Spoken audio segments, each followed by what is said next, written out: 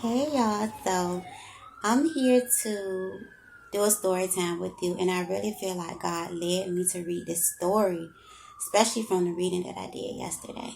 But anyway, I'm going to be reading the story of Joseph. Joseph, the son with the coat of many colors.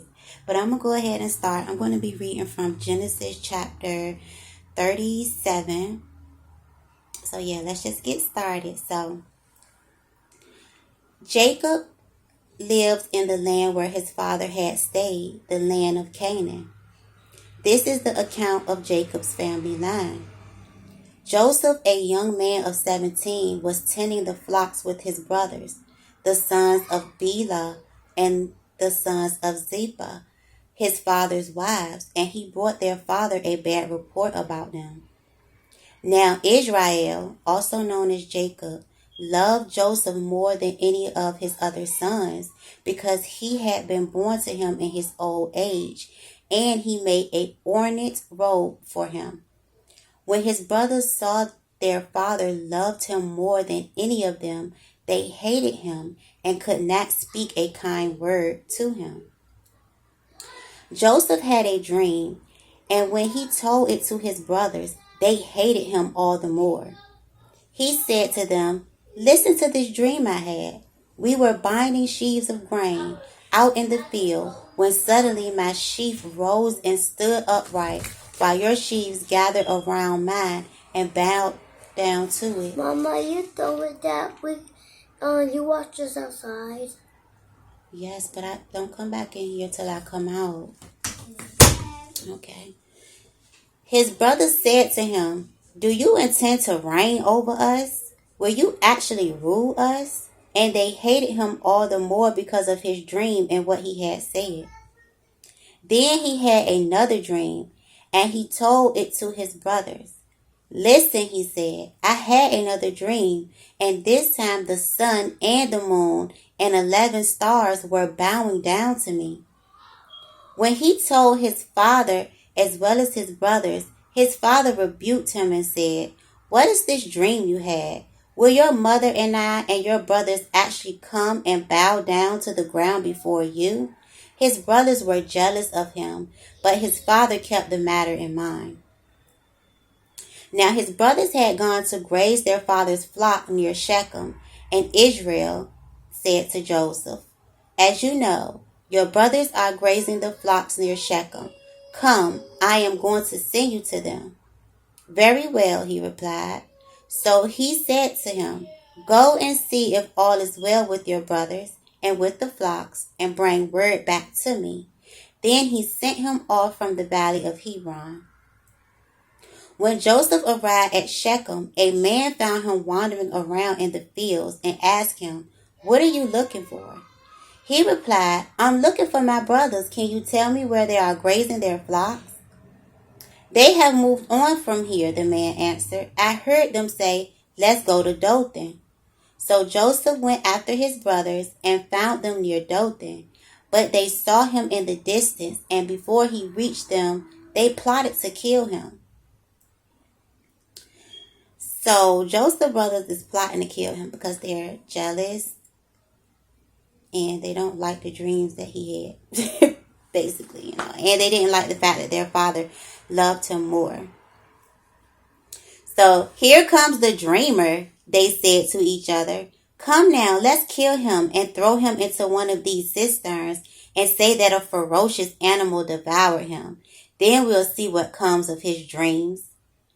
When Reuben heard this, which is one of the brothers, he tried to rescue him from their hands. "Let's not take his life," he said. "Don't shed any blood. Throw him into the cistern here in the wilderness, but don't lay a hand on him." Reuben said this to rescue him from them and take him back to his father.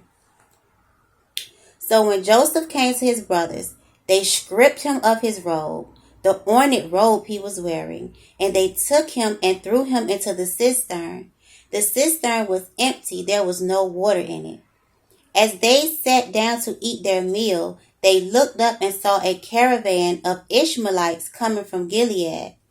Their camels were loaded with spices, balm, and myrrh, and they were on their way to take them down to Egypt. Judah said to his brothers, "What will we gain if we kill our brother and cover up his blood? Come, let's sell him to the Ishmaelites and not lay our hands on him. After all, he is our brother, our own flesh and blood." So his brothers agreed. So when the Midianite merchant came by, the brothers pulled Joseph up out the cistern and sold him for 20 shekels of silver to the Ishmaelites, who took him to Egypt. When Reuben returned to the cistern and saw that Joseph was not there, he tore his clothes. He went back to his brothers and said, "The boy isn't there. Where can I turn now?" Then they got Joseph's robe, slaughtered a goat, and dipped the robe in the blood. They took the ornate robe back to their father and said, "We found this. Examine it to see whether it's your son's robe." He recognized it and said, "It is my son's robe. Some ferocious animal has devoured him. Joseph has surely been torn to pieces." Then Jacob tore his clothes, put on sackcloth, and mourned for his son for many days. And his son and his daughters came to comfort him, but he refused to be comforted. "No," he said, "I will continue to mourn until I join my son in the grave." So his father wept for him. Meanwhile, the Midianites sold Joseph in Egypt to Potiphar, one of the Pharaoh's officials, the captain of the guard. So, yeah, Joseph's brothers sold him away to some merchant, but it was all in God's plan. So let's just keep going. And I also want to let you know that Jacob is also called Israel, and they would go from calling Jacob, who is Joseph's father, they would go from calling him Israel to Jacob. So if you hear Israel, they're also talking about Jacob. Okay, so let me keep going. So I'm going to skip chapter 38. So that was just chapter 37. I'm going to skip 38 and I'm going to go to 39. It says, "So now Joseph had been taken down to Egypt. Potiphar, an Egyptian, who was one of Pharaoh's officials, the captain of the guard, bought him from the Ishmaelites who had taken him there. The Lord was with Joseph so that he prospered, and he lived in the house of his Egyptian master. When his master saw that the Lord was with him and that the Lord gave him success in everything he did, Joseph found favor in his eyes and became his attendant. Potiphar put him in charge of his household, and he entrusted to his care everything he owned. From the time he put him in charge of his household and of all that he owned, the Lord blessed the household of the Egyptian because of Joseph. The blessing of the Lord was on everything Potiphar had, both in the house and in the field. So Potiphar left everything he had in Joseph's care. With Joseph in charge, he did not concern himself with anything except the food he ate. Now Joseph was well built and handsome, and after a while his master's wife took notice of Joseph and said, "Come to bed with me." So Joseph's master's wife is trying to sleep with him. It's not funny, y'all. Let me keep going though, but it's messy. It says, but he refused. "With me in charge," he told her, "my master does not concern himself with anything in the house. Everything he owns, he has entrusted to my care. No one is greater in the house than I am. My master has withheld nothing from me except you, because you are his wife. How then could I do such a wicked thing and sin against God?" And though she spoke to Joseph day after day, he refused to go to bed with her or even be with her. One day he went into the house to attend to his duties, and none of the household servants was inside. She caught him by his cloak and said, "Come to bed with me." But he left his cloak in her hand and ran out of the house. When she saw he had left his cloak in her hand and had run out of the house, she called her household servants. "Look," she said to them, "this Hebrew has been brought to us to make sport of us. He came in here to sleep with me, but I screamed. When he heard me scream for help, he left his cloak beside me and ran out of the house."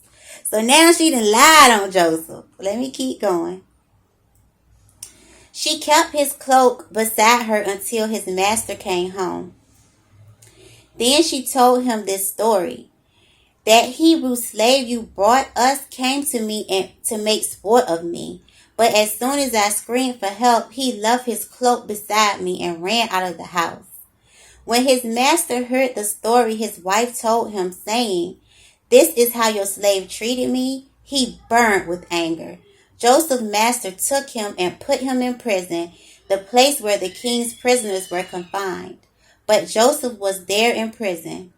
But while Joseph was there in prison, the Lord was with him. He showed him kindness and granted him favor in the eyes of the prison warden. So the warden put Joseph in charge of all those held in the prison, and he was made responsible for all that was done there.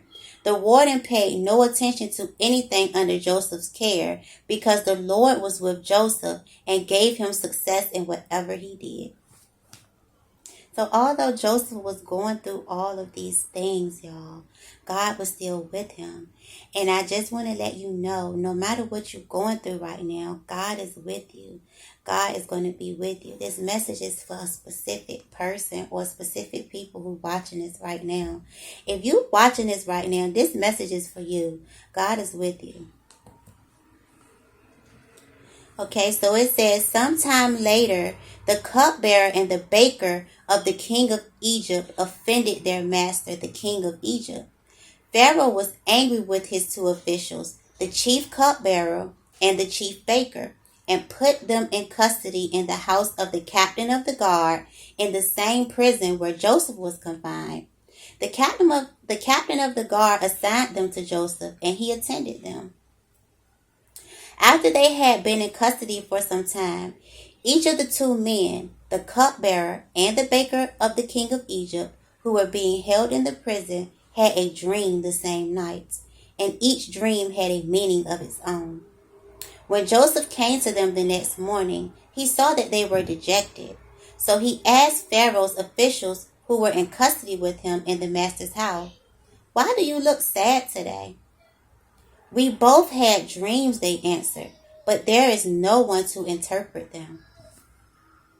Then Joseph said to them, "Do not interpretations belong to God? Tell me your dreams." So the chief cupbearer told Joseph his dreams. He said to him, "In my dream, I saw a vine in front of me, and on the vine were 3 branches. As soon as it budded, it blossomed, and its clusters ripened into grapes. Pharaoh's cup was in my hand, and I took the grapes, squeezed them into Pharaoh's cup, and he put the cup in his hand." "This is what it means," Joseph said to him. "The 3 branches are 3 days. Within 3 days, Pharaoh will lift up your head and restore you to your position, and you will put Pharaoh's cup in his hand, just as you used to do when you were his cupbearer.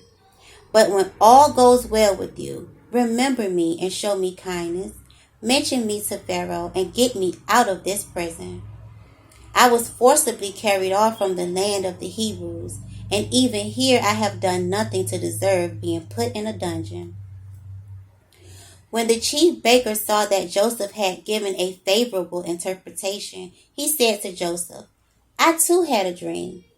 On my head were 3 baskets of bread. In the top basket were all kinds of baked goods for Pharaoh, but the birds were eating them out of the baskets on my head." "This is what it means," Joseph said. "The 3 baskets are 3 days. Within 3 days, Pharaoh will lift off your head and impale your body on a pole, and the birds will eat away at your flesh." Now the 3rd day was Pharaoh's birthday, and he gave a feast for all his officials. He lifted up the heads of the chief cupbearer and the chief baker in the presence of his officials. He restored the chief cupbearer to his position, so that he once again put the cup into Pharaoh's hand, but he impaled the chief baker, just as Joseph had said to them in the interpretation. The chief cupbearer, however, did not remember Joseph. He forgot him.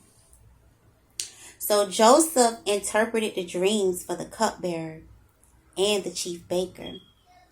And he told the cupbearer, please remember me, mention me to the Pharaoh to get me out of this dungeon. But the cupbearer forgot all about Joseph. But everything Joseph said to them about the dreams, they did come true.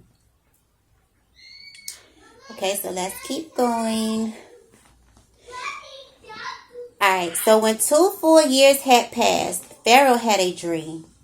He was standing by the Nile. When out of the river there came up 7 cows, sleek and fat, and they grazed among the reeds. After them, 7 other cows, ugly and gaunt, came up out of the Nile and stood beside those on the riverbank. And the cows that were ugly and gaunt ate up the 7 sleek, fat cows. Then Pharaoh woke up.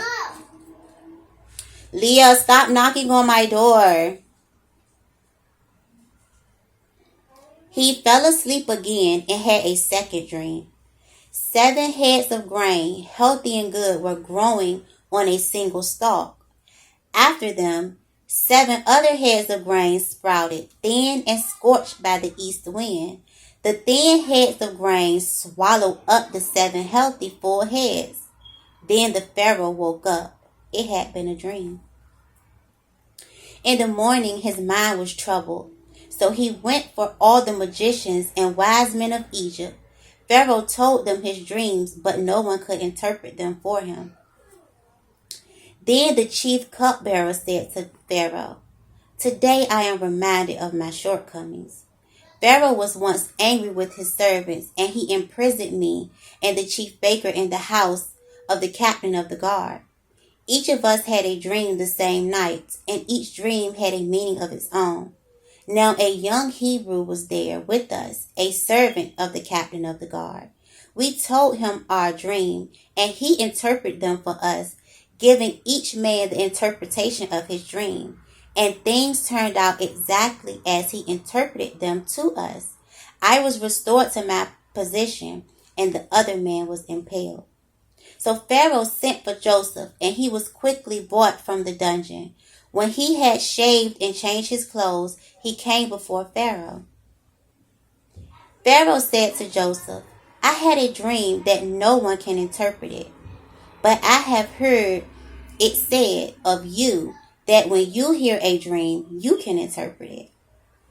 I cannot do it, Joseph replied to Pharaoh, but God will give Pharaoh the answer he desires. Yes.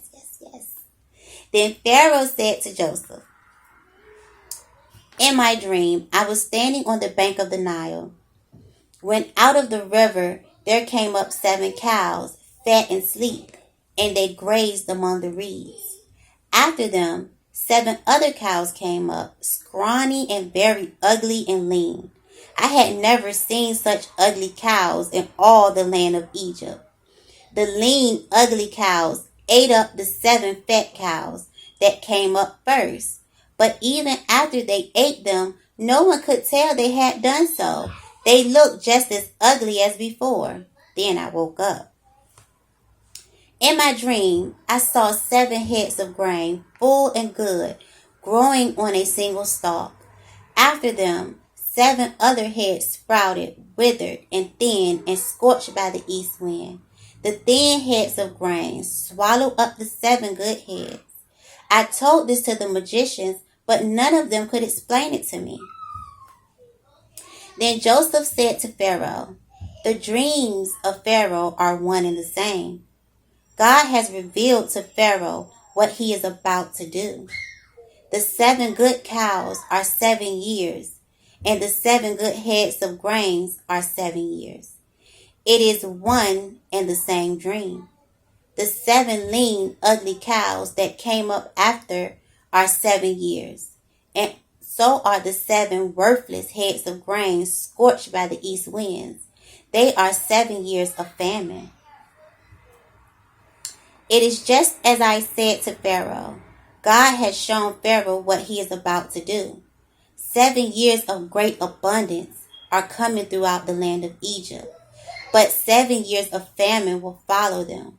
Then all the abundance in Egypt will be forgotten, and the famine will ravage the land. The abundance in the land will not be remembered, because the famine that follows it will be so severe. The reason the dream was given to Pharaoh in 2 forms is that the matter has been firmly decided by God, and God will do it soon. And now, let Pharaoh look for a discerning and wise man and put him in charge of the And now, let Pharaoh look for a discerning and wise man and put him in charge of the land of Egypt. Let Pharaoh appoint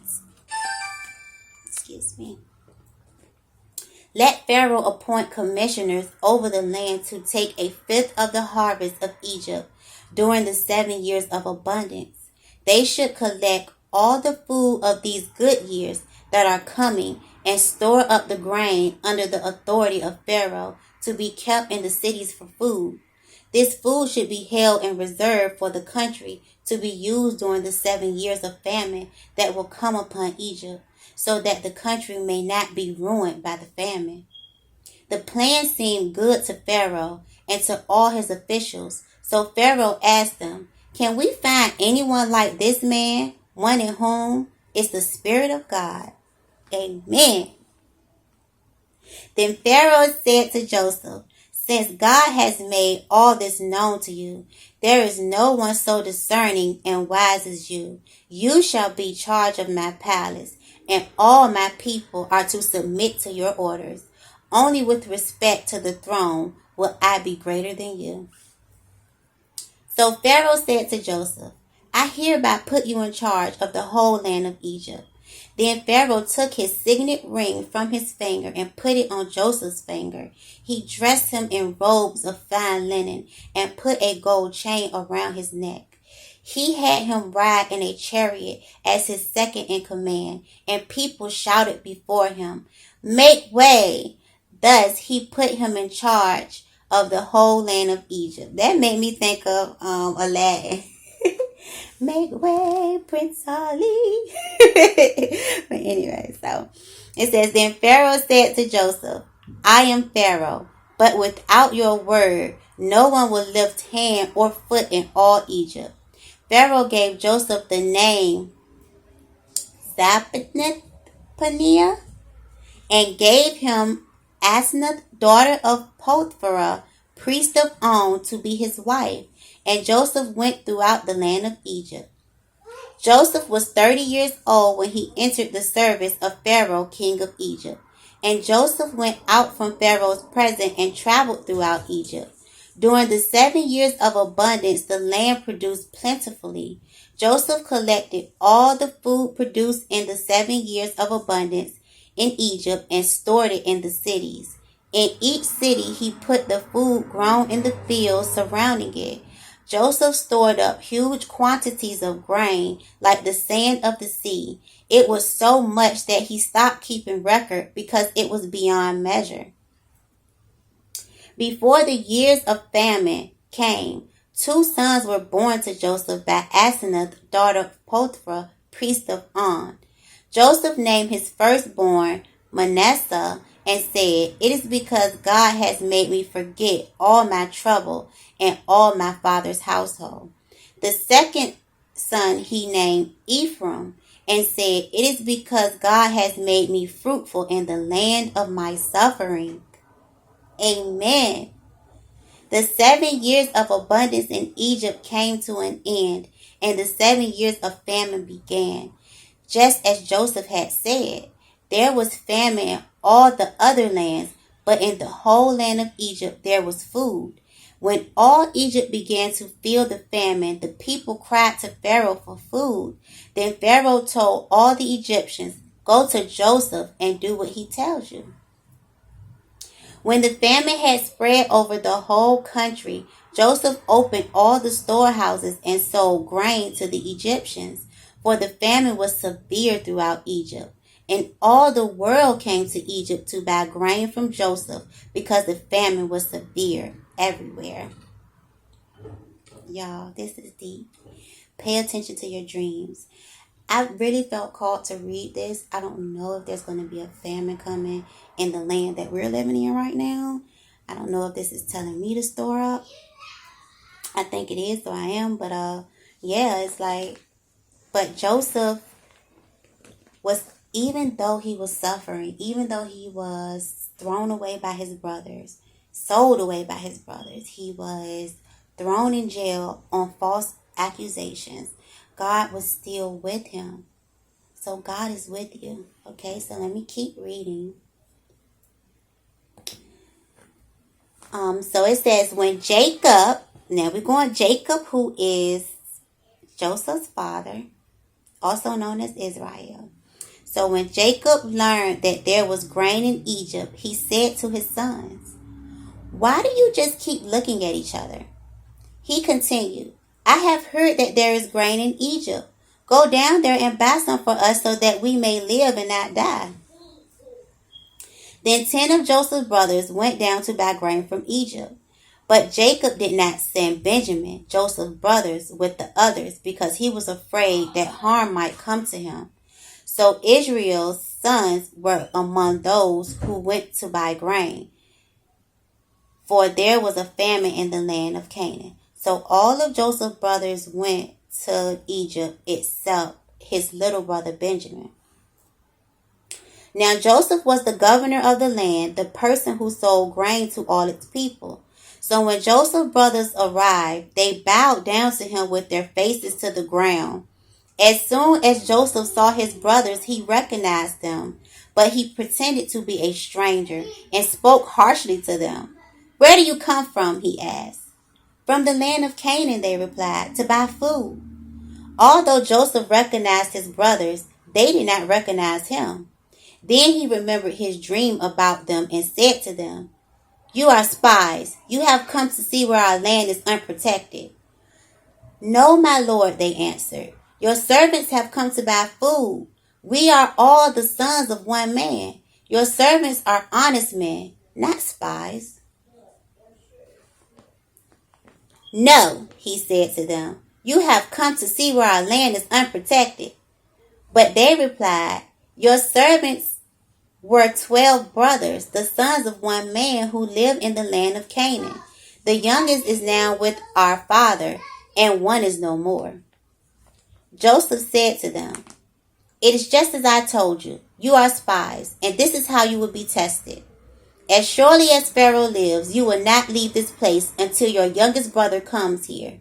Send one of your number to get your brother.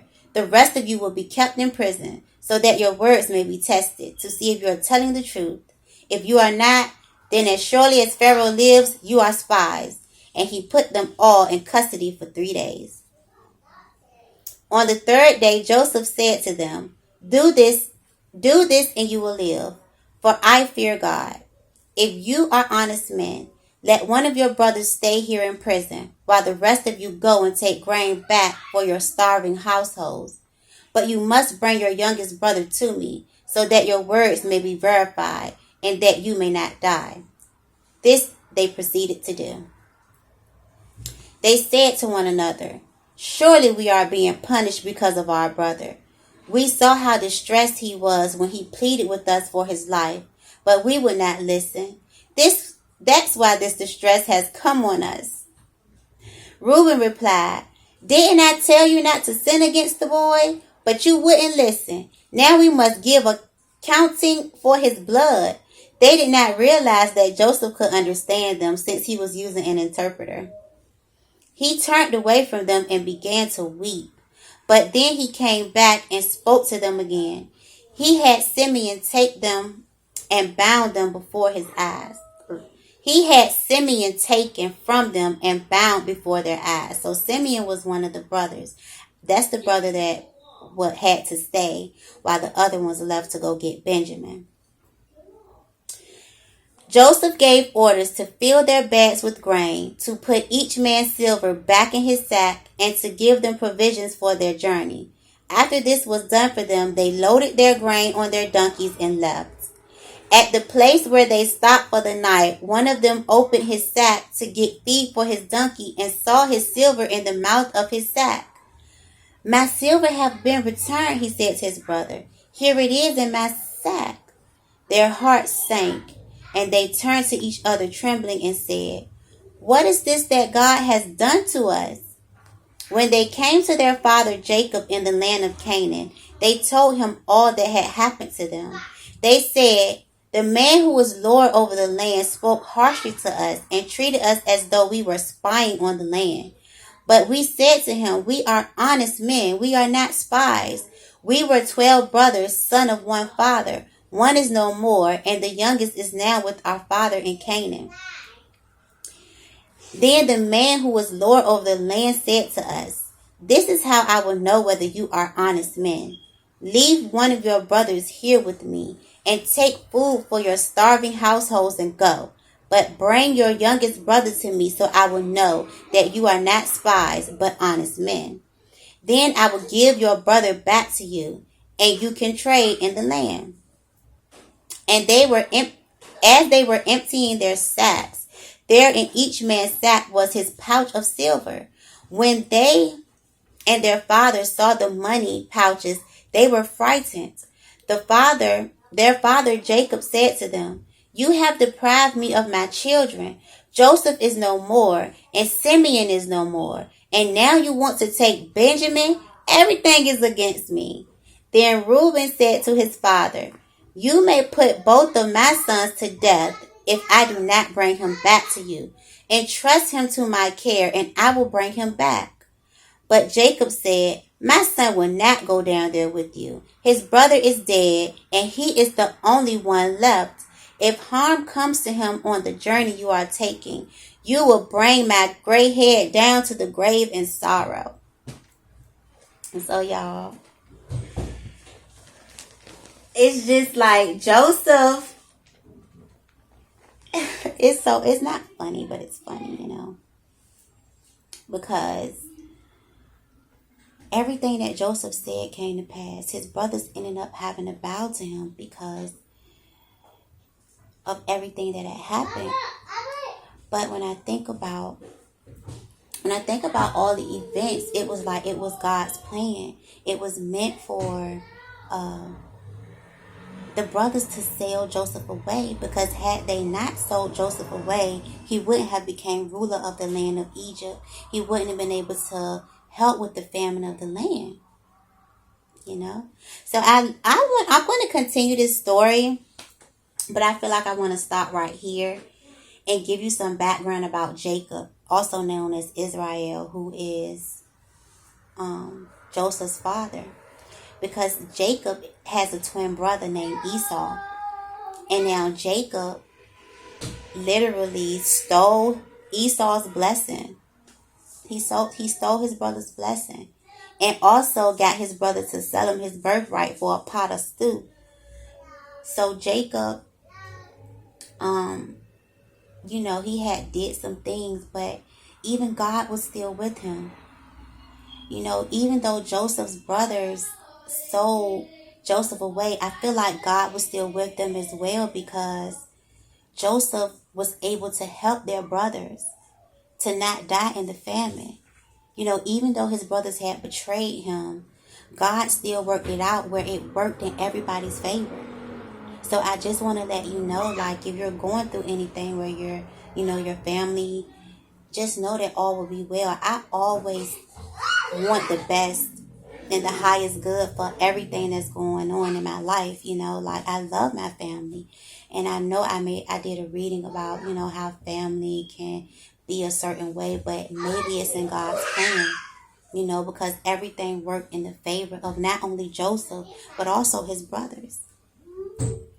I'm gonna continue the story, but I want to stop here, and I just want to let you be encouraged and let you know that God is with you. So I love you so much, and bye, y'all.